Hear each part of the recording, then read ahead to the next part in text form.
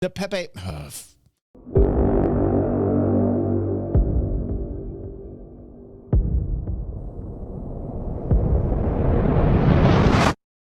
Oh my God. Thank you so much for this applause.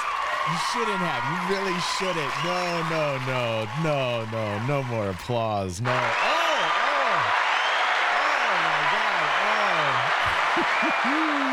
I'm very happy to be here. If you're watching on YouTube, hello, welcome. You should be here live every night, 7 p.m. Eastern Standard Time. We have the Inside Star Citizen Review, the longest review show for Star Citizens develop ever on the history of the internet. Tonight looks very interesting to me. I'm very happy to see a 23-minute video.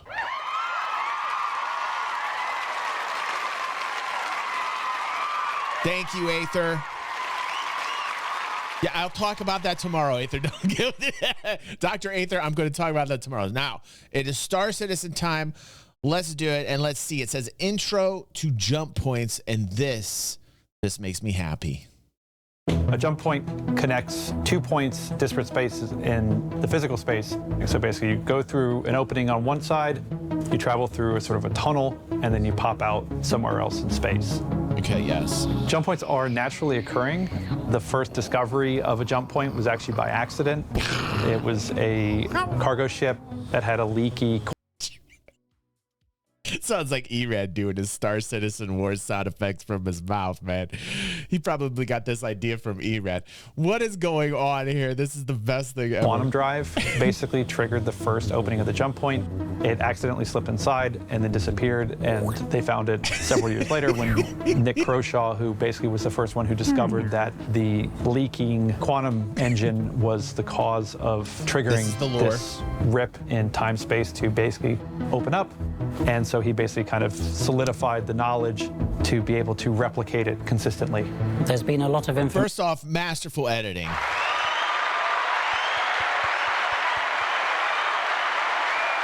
This is what I like to see. This is, for my subscription money, I feel like I'm getting my bang for the buck when I see this type of editing, A+ editing. This makes me happy for paying that subscription money. Information shared over the years. A lot of it has changed as we've learned and had new ideas. So here's a primer on the first jump point we're building today. By some of the people that are currently building it. And what you see and hear is super work in progress. So welcome to Inside Star Citizen, Intro to Jump Points. All right. Here we go. Intro to Jump Points! Doctor Who awesomeness with the Betty's noodles. Get out of here! What is going on?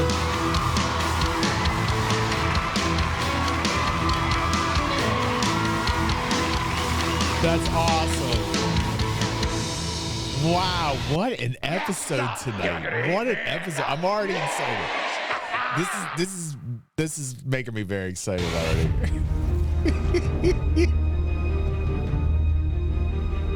So a jump point is basically the means at which a player is able to transition from one solar system to another. Oh, here we go, boys. There are two different jump point experiences, permanent and transient. The permanent jump points are the ones that are the most stable, and they're always available for the player to travel through. It's the well-trafficked, well-traveled route that most people will go through. Which you find on the star map. The ones that you would like, say, transition from Stanton to Pyro, Pyro to Stanton. Since they're stable and generally larger and easier to travel, there are infrastructure built up around them to support the commerce that goes through them on a regular basis. Hey, architect. So we made a creative decision to remove the circular gates that we were doing in some of the concept art before. It just didn't match the reality of how we wanted to set these up in the world. They're supposed to be... They're just going to do a natural, organic kind of thing, aren't they? Amen to that. They're going to do like a natural, organic thing that we do here. They're just gonna. They don't need a gate. They don't need a gate. They're just going to natural, organic this.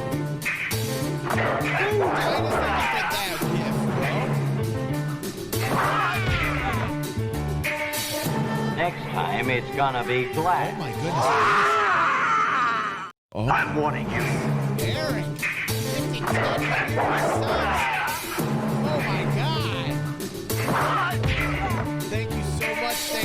Next time it's gonna be glass. By the way, this Perseus brought to us by St. Eric, who's freaking amazing. Thank you, Dinus, and thank you very much, St. Eric. Eric, St. Eric, St. Eric, St. Eric. So don't forget about that. If you're watching on YouTube, you're going to definitely want to become a member, get involved every single month, a giveaway here, and this month is no exception to that rule.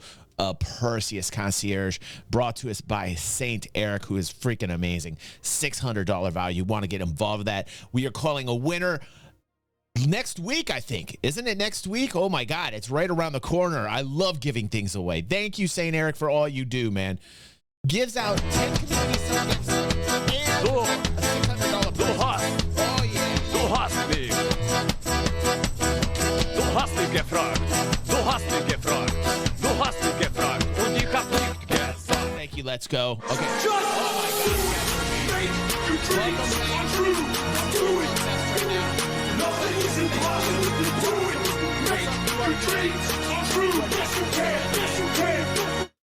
Naturally occurring.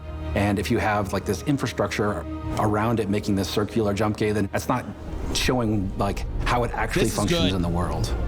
This reminds me of wormholes in EVE Online, but 10 times better because you have the first person kind of vibe and you get out of your spaceship, you can check it out. I am going to get out of my ship and just go into it like naked in my underwear. Who's with me on this? This is going to be our first quest. Yes, you're not gonna hate me. Yes. I want us to film this. I want us to film this. We're going to go in game. We're going to jump out of our ship. We're all going to be in our underwear and we're going through the wormhole and nothing but our birthday suit. Yes, you're not gonna hate me. We're going in organic. Let's do it.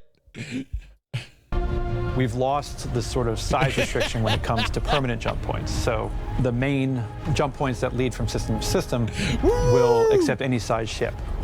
The full organic. Transient jump points are more ethereal. First, you have to find them, and once you've found them, you don't know where they go. We're doing We like it. to call in the narrative team the Swiss cheese approach to jump points, which are smaller access points to the main tunnel. Those This will is still be exciting, restricted man. by This small, is medium, and large. So exciting. basically, it opens up opportunities for smaller ships to kind of sneak their way through. The transient jump point may only be able to be used once. It may be a little bit more permanent, but you can never tell how long does it last once you find it. If people are looking to avoid scrutiny, we'll look for these sort of side routes to get into the jump point to bypass, security or customs or stuff like that. Hold on, I need to take a breath here. This is fantastic. I'm going to have an orgasm live on stream. Hold on one second. Oh, I'm so happy, man. It took so long to get. It's so cool seeing all this. It is so friggin' amazing being a fan of this and watching us get to this point. It is amazing. It's absolutely amazing, isn't it? Oh my God. By the way, Hugh, bless you. I was talking to you in Discord. Hugh became a member of DG360 on our Patreon, and Hugh, this button is for you, bro. That super helps out, man. Thank you so much tonight for that. Hugh is an upstanding gentleman. I got so much to talk about on the morning stream. You don't even know. This week has been crazy. So Hugh, Eric, everybody who's donated tonight, thank you. You don't know how badly that is needed and appreciated. Thank you.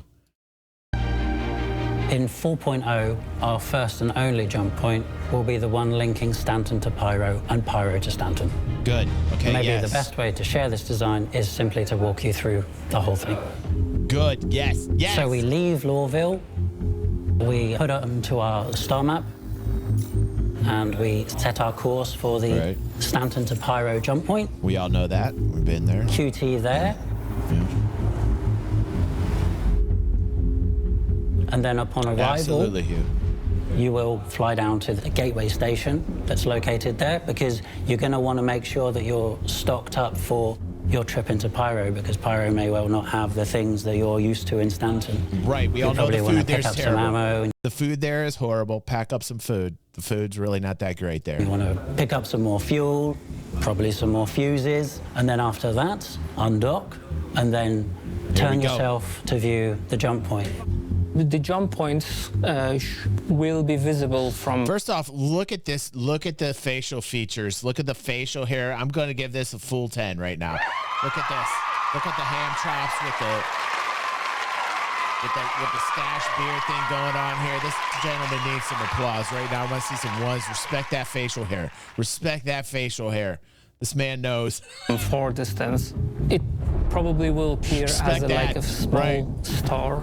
Right, kind of a thing that What's up, just OG? like pulses and asks you to come near me.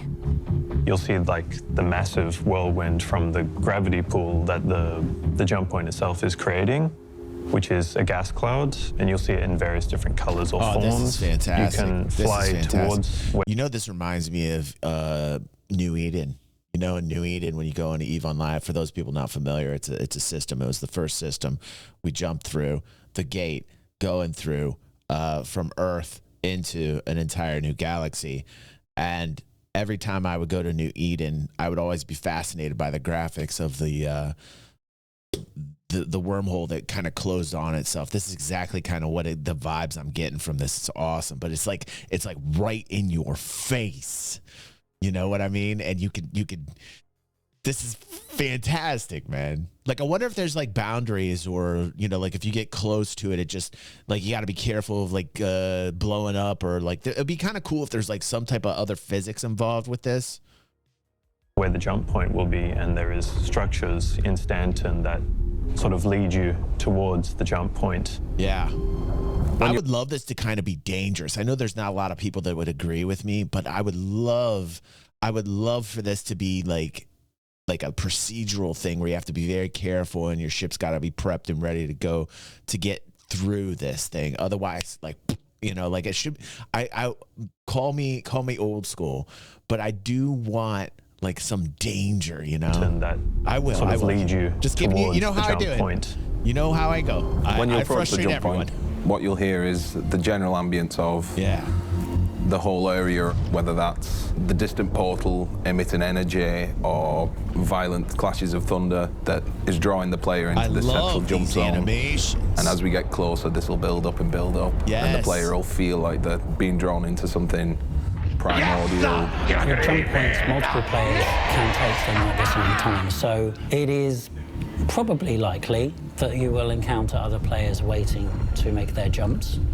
And you'll also see like the security and the turret infrastructure around it that's providing a safe experience on the permanent jump gates.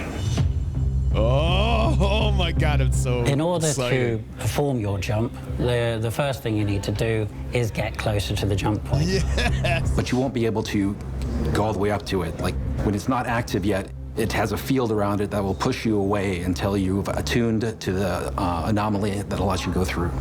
You have to call ATC. The anomaly needs ATC to be able to allow you to enter. When you're using a jump point, you're actually just an individual. So the ATC calls that you have to make are for you, and then the groups that you go in are designated by the ATC. If you contact ATC at the same time, you can be put into the queue together, but there's no guarantee that you'll be in the same jump group. If you want to jump with your friends, you need to make sure that you arrive together, and when you call ATC, you will be able to see how much space is in the group. So if you have friends and you want to jump together, you'll be able to know exactly how much room there is in that group. And if it's not enough for you and you want to go with your friends later, then you can forfeit. And look at these animations too as you get closer, right? These little wisps, these little physic wisps coming off your ship. It's fucking fantastic. This is going to be messy, I imagine, you know, like getting groups of people trying to get in through a group together. I'm sure there's going to be some confusions. It's not great now as it is just with our with landing, you know, the procedures kind of miffed a little bit. That whole process needs to be improved, but you know, this is just really exciting. You go again. In the future, I definitely want to have some more quality of life features where you can get into queue at the ATC as a party. But currently, our ATC does not support queuing as a party, so you'll just be doing it as an individual. Once you are within range of it, you need to be changing over to nav mode. Your UI will automatically change to the jump drive UI, which will allow you to know if you're aligned, if you're tuned, if you can go in, if it's blocked. You have a visual input of the UI, the HUD is moving, is turning until you have a message notification that tells you, all right, you're aligned. Oh, shit. If you look away, of course, that will trigger the cancellation of that alignment. If you move away from your position, you'll lose probably your position in the queue. You'll have red markers that tells you, or you're on the wrong side, you have to move to that direction. You'll have also kind of like a landing strip where you have the lights that tells you, oh, you have to go in through this area. So you'll have those rings that pulse and tell you you're correctly aligned. So as soon as the ATC has gotten to your group and you're now able to use the jump gate, your jump drive will start attuning to the gate. And once you have authorization and you have opened the wormhole, you'll have the tuning visual that's really similar to the aligning, but with tuning messages that tells you what you need to do. And once that's done, you'll have tuning access and you'll be ready to go inside. It's very similar in terms of like quantum, you know, lining up for quantum, but on a larger scale, you know. But like I want death and destruction. I know this is not what anybody else wants. This is only myself. Like, if you don't do this right, I want death and destruction. I mean, I'm a 90s guy, you know what I mean? Like, that's kind of what we want. Like, you don't do things right, you slam up against the thing, or it swallows you and spits you out like a burning ball of flame. While your ship is attuning, you'll see rippling in the anomaly. And as soon as you are attuned, then you can fire a burst of quantum energy into the portal that will rip it open, and you'll have a gate in space that allows you to see the tunnel beyond and travel to your new star system. When it opens, you'll hear the space around the jump point being ripped apart and everything being drawn into it. A really guttural, swirling sound of all the space around the jump point being dragged into this one singularity. Okay. This is really exciting now. This is great, man. Are we going to have what we saw in 2015, 2016, where you're like navigating through the thing, man? Maybe a little bit, maybe just a little bit, or they're going to make it like an easy peasy mode. Okay, I'm just, you know, I know people get upset with me when I do this, but I'm just like giving you guys my meanderings as I'm going through this. This is what I do. What? Yes? Oh. During this drawing process, the ships are drawn in automatically. You don't have to control anything. You don't have to do anything. There is, in fact, nothing you can do that would stop you being drawn in. Good. Once you're in, you're going, whether you like it or not. So the plan right now is if there's any obstructions in front of you when you're trying to attune to the gate, that'll break your attunement. So if somebody gets in your way while you're trying to attune, your attunement will pause until that obstruction has gone away. Oh, that could be interesting. Oh. Exploits abound. Be careful, pirates at these areas. I can't call them gates anymore because they're natural and organic, you know. Pirates at these wormholes, like coming in, like bloop. Nope, you're not. However, if anybody gets too close to the jump gate and they're not attuned, then they're going to get pushed away, which should clear the area for anybody who's trying to get through. Okay. I understand that. I get that. So for the people who want to block a jump point, we are actually considering our options as to how to prevent that from happening. Blow them up if they're not attuned and they're too close and you're getting in close. People trying to come in and block it. Well, don't blow them up right away. Maybe give them a chance to like do something. I don't know. Ooh, man, this is all very exciting. When you cross the threshold, you'll hear an instantaneous here we go. whip of the ship being pulled in and the changing of atmosphere between deep space and this singularity that you're being dragged into. First off, this is so much better than any other game in terms of traversal like this. You know, like Elite Dangerous is a stupid cutscene. You know, over and over the same cutscene when you do something similar. This is so much better than most space games when you're going through this type of travel already. Like already, first person going through this is already better than any other space game. Once you're in the tunnel, your ship will be flying at a set speed that's determined by the flow of energy through the tunnel. You'll hear the space around you flying past you at a great pace, like a really long cosmic drain pipe. And you don't have any control of how fast you're going. You'll speed up in the straights and slow down the corners to a certain degree, but you still have to navigate.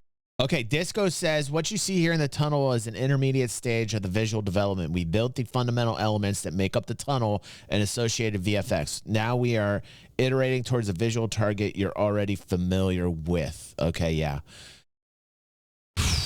This is really exciting, guys. This is really exciting.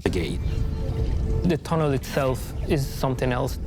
It needs a lot of technical and graphical things that need to happen. We've got flickering lights, some type of ethereal type of particle.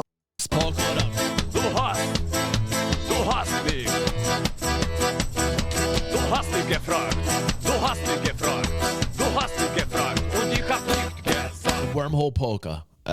Careful, that can get a little dirty.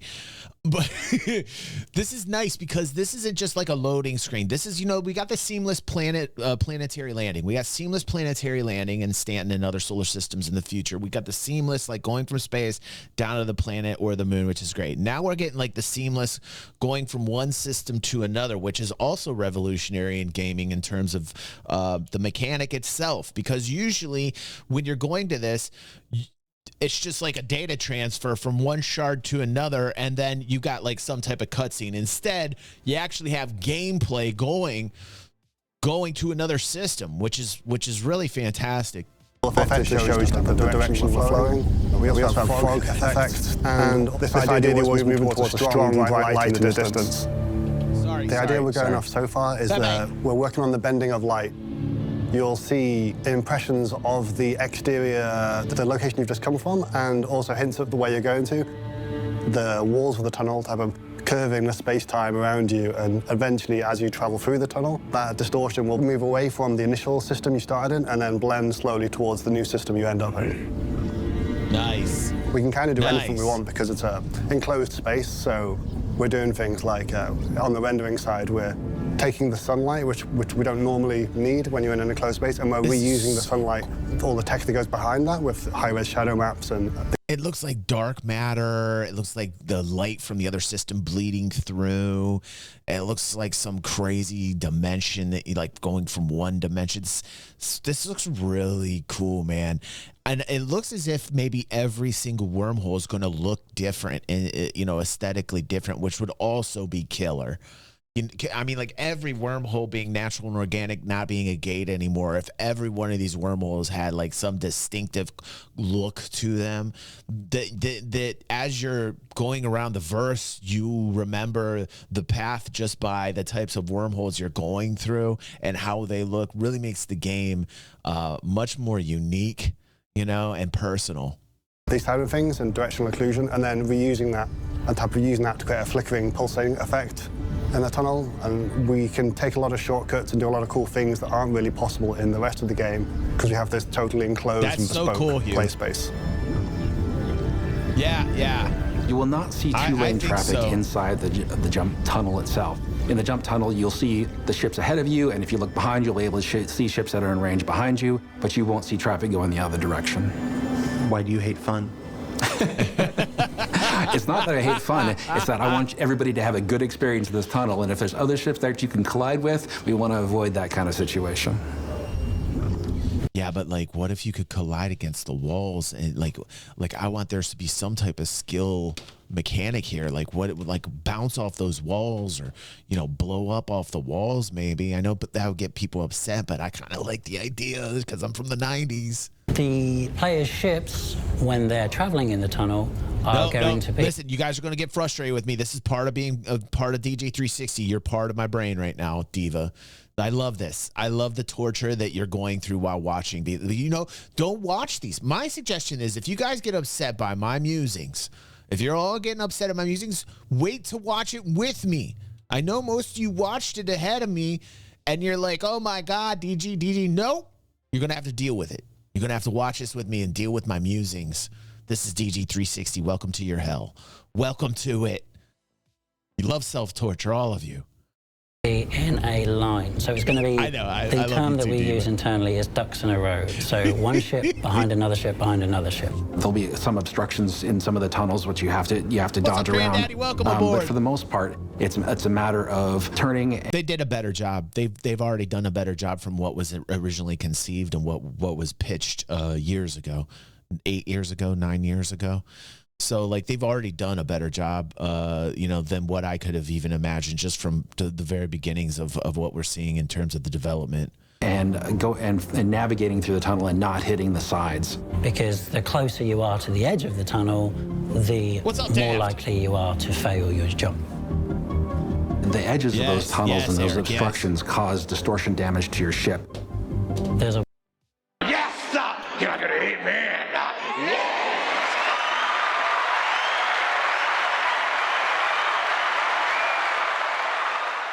Keeping it dangerous. Keeping it dangerous. This isn't for the kiddos. This is for the adults. Keep this space game dangerous. Space should be dangerous. The more dangerous space is, the more addictive it is, the more you're playing it, the more crazy things happen. I dig it. I like sandboxes with danger in them. I don't want like some peaceful A to B like animation that takes me like, oh look, I'm up, I'm gonna push a button. Oh, look at all this stuff. Oh, I'm safely transported here. No, I want like chaos. I love chaos. A pull on your jump drive, and if this pull fills with distortion, then your jump drive will shut down. If your jump drive does shut down, then you're going to fail that jump. You get booted out of the tunnel. There's a number of places in the system where you could end up based on like how long you've been in the tunnel. You could end up back in Stanton, or you could be in Pyro, but you're not going to be at where you wanted to be. You're going to be at the edge of the system somewhere and have to find your way back. Currently, that would be fun. Ostentatious says, so what happens if you shoot distortion weapons in there then? You know, shooting things, nothing's going to happen in there, Ostentatious. You know better. But I like the way your mind thinks. Mind's Eye, great to see you. Long time no see, buddy. You too, OG. Good to see you guys here. Good to see people coming back home. the jumps that we are toying with are about 3 minutes, but this is still open to iteration based on how many ships we want to have in that tunnel, how close they are, and the trip needs to be long enough in order to cover the transition from your origin system to your destination system. When you are arriving via a jump point, you will realize that you aren't actually coming through the same entryway that you would have been passing through to go to the next system. Players will not be able to necessarily camp that point just for you to exit it. Oh, that is really interesting. So you're going to come out like at varied positions around it? What an interesting problem-solving method there. That's interesting. I don't know if I like that or not. I'm just remembering all the gate camps back in the day in EVE Online. Those were fun. People usually hated them, but I just loved camping gates. They were fun. This is an interesting way. This is an interesting solution to that problem. If you thought it was a problem, if you perceive that as a problem, this is quite interesting here. The intention is that there will be multiple locations where you will exit to, and so this will mitigate that threat. It's kind of a shotgun approach coming out of the jump gate because we don't want everybody to be slamming right into. You know what? I gotta say I like this.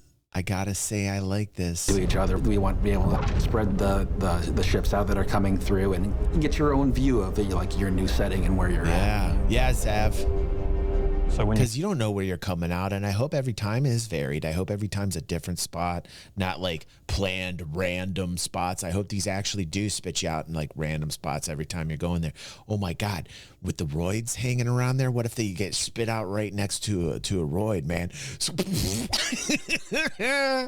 You come out of the pyro side of the jump gate, you come out into completely different space than on the Stanton side. So it's sort of like a cave of gas. There's also some structures that lead you directly towards the station. You can do anything you like there. It's just a normal R&R station that is just nice and safe before you go out into pyro itself, which is more dangerous, of course. Right. The feels too, the music, the feels coming into this station where it's like, okay, now you're getting into some dangerous space here. This is what I've been waiting for forever. Like the going into pyro and the vibes where you're in a lawless PvP area and it's chaotic has been something I have been just dying for and chomping at the bit for. I'm just so very happy we're getting so close now. We already shown on the tech preview that you can enter a jump gate and come out the other side, and we've got the ability to transfer servers. We've got that working even better than we ever thought we could at the beginning. We want to make the experience of going through the tunnel as seamless as possible. We don't want it to be super hard, but we want it to be engaging. We're going to save the challenging experience, the super hard acrobatics for the transient gates when we get to them.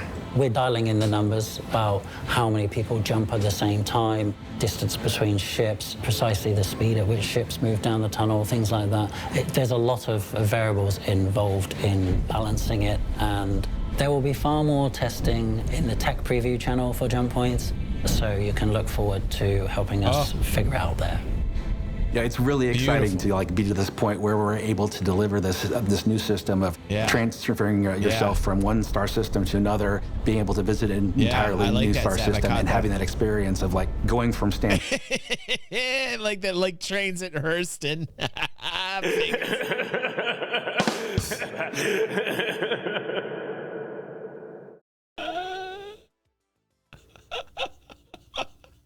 To pyro, it's going to be exciting. Thanks for watching, and we're all really looking forward to being able to make these jumps. I got to push the fingers button. That was a good one. That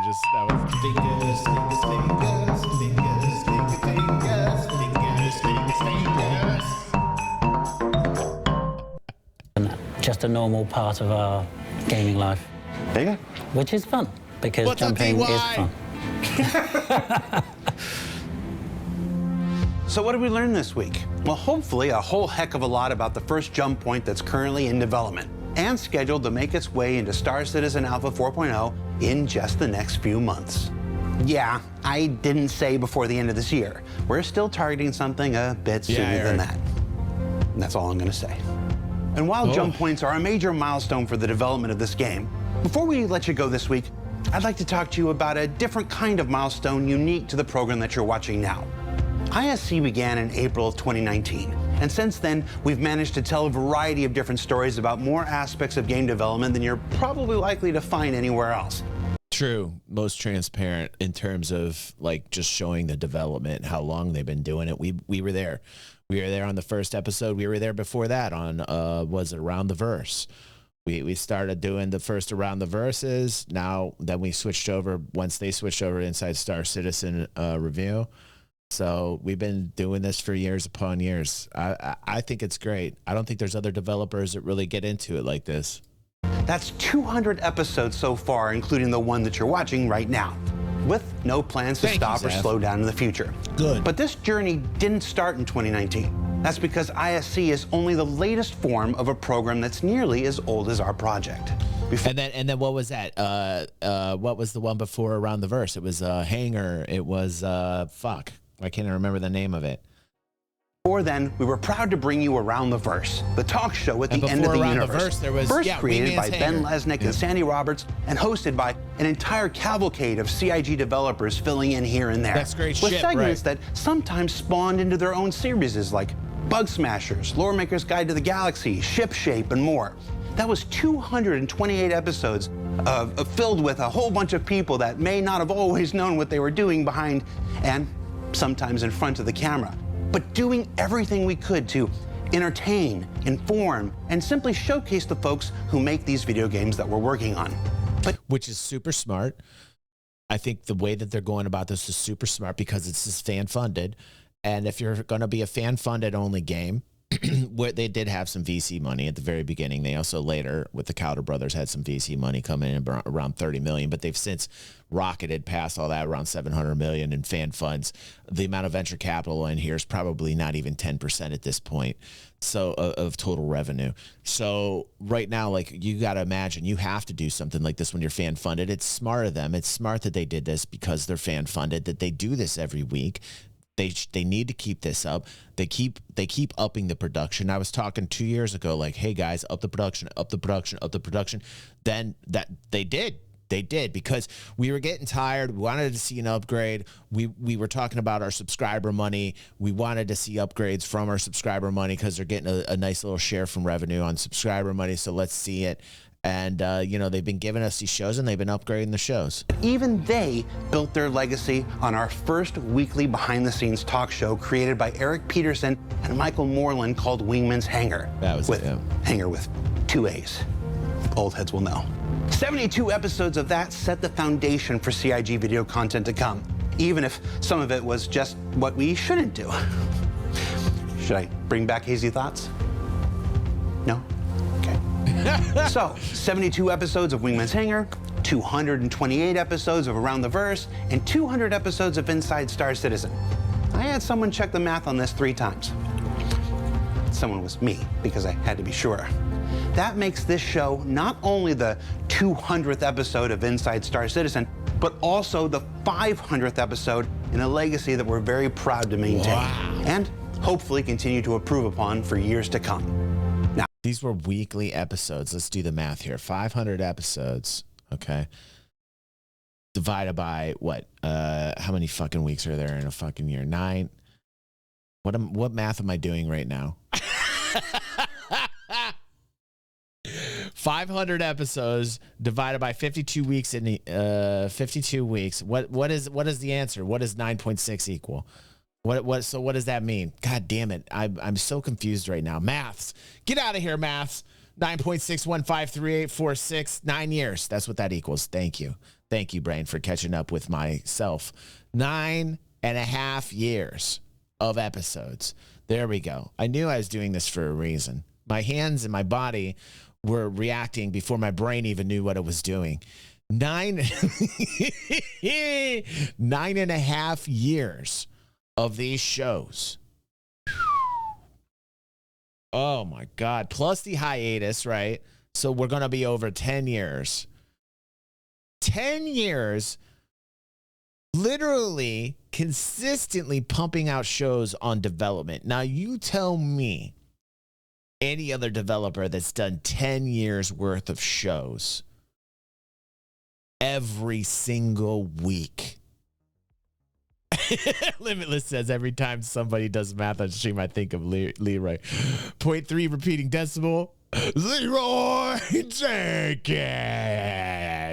Me too, dude. Math is a 4-letter word. I'm like 52 weeks. I'm like, what am I trying to figure out here? Like, what? I get the A plus B part, but what's the equal C part? Like, I didn't know what it 9.5 years. Holy shit.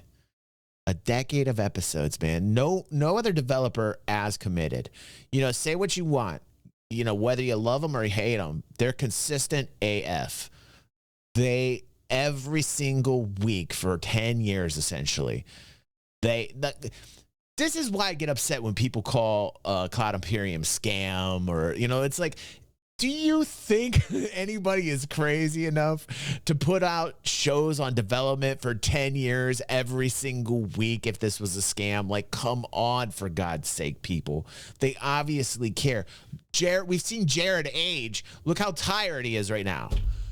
You know what I mean? Like, he's still doing it.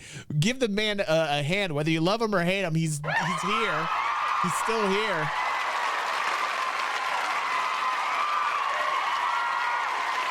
We don't have any fireworks or anything like that, and that's not really my style anyway. Right. Instead, Aether. I wanted to pay tribute to the 680 people that have worked on or participated in or otherwise made one of these 500 episodes possible. Class act. That's also too many to sing about. So instead, we spent the last 3 months going through every record and video we've made in order to ensure that we didn't miss anyone. But before we play our first 500 episodes credit roll, just let me thank the one group of people that aren't listed. No, not you. Move. Yeah, there you are. You've allowed us to tell stories of game development for 500 episodes now, and that's not even counting all the other programs over the years. You do this each and every week by responding to what we share. And as Dave Kaplan said just 2 weeks ago on this very program, that engagement and feedback is truly what keeps many of us going, and I'm certainly no exception. So thank you once again. Thank you for letting us share the people and process of game development with you. And we'll see you all here next week. I dig they did and that. Maybe the start of another 500. Well, here's the thing. Let's hope it doesn't take another 500 episodes. Let's hope they're done before the next 500, okay? let's not shoot. Listen, let's not shoot for another 500, okay? Yeah, nobody wants another 500, okay? Listen, I love the show. I love what they're doing, but nobody here wants another 500.